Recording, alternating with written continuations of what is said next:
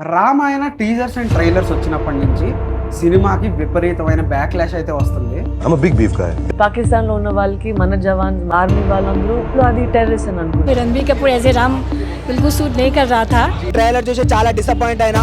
కొన్ని విజువల్ చూస్తుంటే మళ్ళీ నాకు ఆదిపురుషు లాగా అనిపిస్తుంది. రామాయణం గురించి తీయాలంటే అది రాజమౌళికి ఒక్కడికే సాధ్యం. అసలు ఆ బ్యాక్లాష్ ఎందుకు వస్తుంది, జనాలు రేస్ చేస్తున్న పాయింట్స్ ఏంటి, సోషల్ మీడియాలో నడుస్తున్న డిస్కషన్స్ ఏంటి, ఇవన్నీ బేస్ చేసుకొని నేను ఒక 5 పాయింట్స్ రాశాను. వీడియో చాలా ఇంట్రెస్టింగ్ గా ఉంటుంది, స్కిప్ చేయకుండా లాస్ట్ వరకు చూడండి. అండ్ ఛానల్ కి ఎవరైనా కొత్తగా వచ్చారు అనుకుంటే make sure to subscribe to my channel. ఇలాంటి ఇంట్రెస్టింగ్ వీడియోస్ నేను అప్లోడ్ చేయగానే మీ దాకా రావాలంటే సబ్స్క్రైబ్ చేసుకుని గంట సింబల్ కొట్టండి. ఇక వీడియోలోకి వెళ్ళిపోదాం. ఫస్ట్ వచ్చేసి ఆదిపురుష్ ఎఫెక్ట్. ఇండియాలో రామాయణం స్టోరీ మీద చాలా అంటే చాలా సినిమాలు వచ్చాయి. హిందీలో the legendary Ramanand Sagar Ramayana serial కూడా ఉంది. ఎన్టీఆర్ గారు తీసిన చాలా సినిమాలు ఉన్నాయి. అండ్ జాపనీస్ యానిమేలో కూడా మనకు ఒక రామాయణం వచ్చింది. వాటిలో దేనికి రానంత బ్యాక్లాష్ ఇప్పుడు వస్తున్న రామాయణకి ఎందుకు వస్తుంది అంటే, బాలీవుడ్ నుంచి వచ్చిన ఆదిపురుష్ అనే ప్రోడక్ట్ ని చూసి. రామాయణాన్ని ఇంత వర్స్ట్ గా తీస్తారు అని ఎవ్వరు అనుకుని ఉంటారు. అంత దరిద్రంగా తీశాడు ఓమ్రోత్ ఆదిపురుష్ ని. సో అలాంటి ఒక వర్స్ట్ ప్రోడక్ట్ చూసిన తర్వాత బాలీవుడ్ నుంచి వస్తున్న మళ్ళీ ఇంకొక రామాయణం అడాప్టేషన్ ని జనాలు ఎంకరేజ్ చేయాలని అస్సలు అనుకోవట్లేదు. టీజర్స్ అండ్ ట్రైలర్స్ కూడా అంత గట్టిగా ఏం ప్రామిస్ చేయట్లేదు. రెండోది main caste issues. Ranbir Kapoor మీద అండ్ సాయి పల్లవి మీద కొన్ని ఎలిగేషన్స్ ఉన్నాయి. మర్యాద పురుషోత్తముడైన రాముడి రోల్ చేస్తున్న రణబీర్ కపూర్ బీఫ్ తినడానికి ఇష్టపడతాడు అని చెప్పి జనాలు విపరీతంగా ట్రోల్ చేస్తున్నారు. I'm a more mutton, paya, beef. Red meat. Yeah. I'm a big beef guy. Duck. मेरा हाथ जगन्नाथ.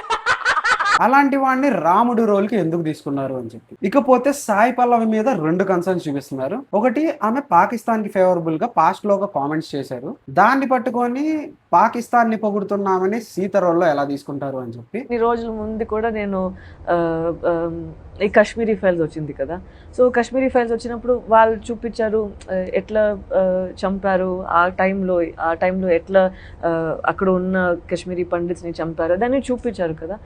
ఇప్పుడు నుంచి ఒక ఐ థింక్ కోవిడ్ టైంలో ఎవరో మీరు if you taking religious conflict లాగా తీసుకుంటే, రీసెంట్గా ఎవరో ఒక బండిలో కౌని తీసుకెళ్తున్నారు, ఆ బండి డ్రైవ్ చేసే వాళ్ళు ముస్లింగా ఉన్నారు. సో కొన్ని జనాలు కొట్టి జై శ్రీరామ్ అని చెప్పారా. సో అప్పుడు జరిగిందికి ఇప్పుడు జరిగిందికి మనకి డిఫరెన్స్ ఎక్కడ ఉంది? పాకిస్తాన్లో ఉన్న వాళ్ళకి మన జవాన్ మన ఆర్మీ వాళ్ళందరూ వాళ్ళు అది టెర్రరిస్ట్ అని అనుకుంటారు. ఎందుకంటే మేము ఇక్కడ ఉన్నాము, మనని హామ్ చేస్తున్నారు, మనకి వాళ్ళ. సో పర్స్పెక్టివ్ ఇట్లా మారిపోతుంది. రెండోది, సాయి పల్లవి గారు చూడడానికి సీతలా కానీ ఆమె డిక్షన్ కానీ సీత రోల్ కి అస్సలు సెట్ అవ్వట్లేదు అని చెప్పి ఒక బ్యాక్లాష్ అయితే ఉంది. Same with Ranbir Kapoor. అసలు డైలాగ్ లో ఒక పవర్ లేదు, ఒక ఎక్స్ప్రెషన్ లేదు. ఒక స్టేజ్ లో మనకి రాముడు కాకుండా రణ్విజయ్ సింగ్ కనబడతాడు. ఇంకొక చోట అసలు డల్ ఎక్స్ప్రెషన్స్ తో ఇంకా మేము ఉన్నా శాతహునైనా అని అనడమే లేటు. అసలు కొంచెం కూడా ఎఫర్ట్ పట్టకుండా యాక్షన్ చేస్తున్నాడు అని జనాల నుంచి అయితే విపరీతమైన కామెంట్స్ వస్తున్నాయి. మూడోది, సినిమాలో ఉన్న కాస్ట్యూమ్స్. రామాయణం త్రేతాయుగంలో జరిగితే బట్టలన్నీ ఇప్పుడు కలియుగంలో డిజైనర్ వేర్ కాస్ట్యూమ్స్ లా ఉన్నాయి. మీరు గమనిస్తే సాయి పల్లవి కాస్ట్యూమ్స్ కానీ, కైకేయి కాస్ట్యూమ్స్ కానీ, ఇంకా సినిమాలో చాలా మంది కాస్ట్యూమ్స్ అసలు ఆ టైం పీరియడ్ కి అస్సలు సెట్ అవ్వట్లేదు. అసలు ఫిక్షనల్ స్టోరీ అయినా బాహుబలి సినిమా ఎగ్జాంపుల్ తీసుకోండి. అసలు ఆ సినిమాలో ఏ కాస్ట్యూమ్ అయినా ఆ టైం పీరియడ్ కి సెట్ అవ్వలేదు, అవుట్ ఆఫ్ ద బాక్స్ అని ఎక్కడైనా అనిపించిందా? బట్ రామాయణం లాంటి ఎపిక్ సినిమాలో మనకి ఈ పోలికలు ఎందుకు కనిపిస్తున్నాయి? అట్లీస్ట్ కొంచెం అన్నా ఎఫర్ట్ పెట్టాల్సింది కదా అని నాకు అనిపించింది. 4,000 కోట్లు, కొంచెం ఎఫర్ట్ పెట్టచ్చు కదా. ఇక నాలుగోది వచ్చేసి, రాక్షసులు గాని ఆ గ్రాఫిక్స్ లో ఉన్న క్రీచర్స్ గాని చాలా మోడర్న్ గా ఉన్నారు. అంటే ఇప్పుడు ఫర్ ఎగ్జాంపుల్ హాలీవుడ్ సినిమాలకి కొన్ని మోడల్స్ ఉంటాయి అన్నమాట. సేమ్ అవే మోడల్స్ ని తీసుకొచ్చి ఇక్కడ పెట్టేయడం కాదు. వాల్మీకి రామాయణాన్ని బేస్ చేసుకుని అప్పుడు రాక్షసులు ఎలా ఉండేవాళ్ళు, అలాంటి రిప్రజెంటేషన్ నాకు ఎక్కడా కనిపించట్లేదు.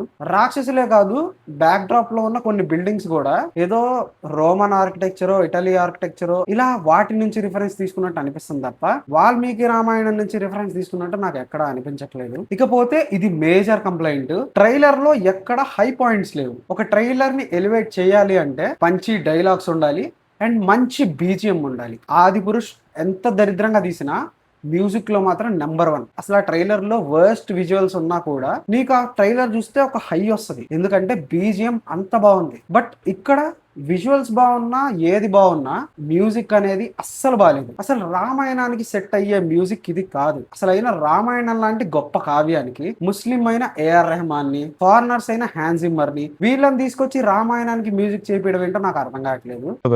Urdu because which is the mother of Hindi music in 60s, 70s, I would say. భక్తి భావంతో వాళ్ళు ఎక్కడ బ్యాక్గ్రౌండ్ స్కోర్ ఇవ్వడం కానీ ఇవేవి ఉండవు. ఈ విషయంలో మాత్రం నేను అజయ్ అతుల్ని సిన్సియర్ గా అప్రిషియేట్ చేస్తాను. అండ్ ఓం రావు తీసుకున్న ఈ ఒక్క డెసిషన్ కే నేను వాడిని పొగుడతాను. ఇంకా మిగతా వాడికి బండబూతులు తిట్టుకోవడమే. సో ఇవన్నమాట జనాల ఒపీనియన్స్ అండ్ నా ఒపీనియన్ కూడా రామాయణ గురించి. నాకైతే చాలా వరకు వ్యాలిడే అనిపించాయి. వీటిని కరెక్ట్ చేసుకోవడానికి కుదిరిద్దా అంటే నేనైతే టూ లేట్ అని చెప్తాను. యాక్టర్స్ ని మార్చలేరు, కాస్ట్యూమ్స్ ని మార్చలేరు. Only thing they can change is ఆ క్రీచర్స్ ని అండ్ బీజిఎం ని. వీటిని ఏమన్నా చేంజ్ చేస్తే బెటర్. బట్ రిలీజ్ డేట్ చాలా దగ్గరలో ఉంది, చేస్తారని కూడా నేను అనుకోవట్లేదు. సో అదనమాట విషయం. దీని మీద మీ టేక్ ఏంటి? Let me know in the comment section. మళ్ళీ అడుగుతున్నాను, వీడియో కనుక నచ్చింది అంటే ఛానల్ కి సబ్స్క్రైబ్ చేసుకోండి. See in the next video. Bye.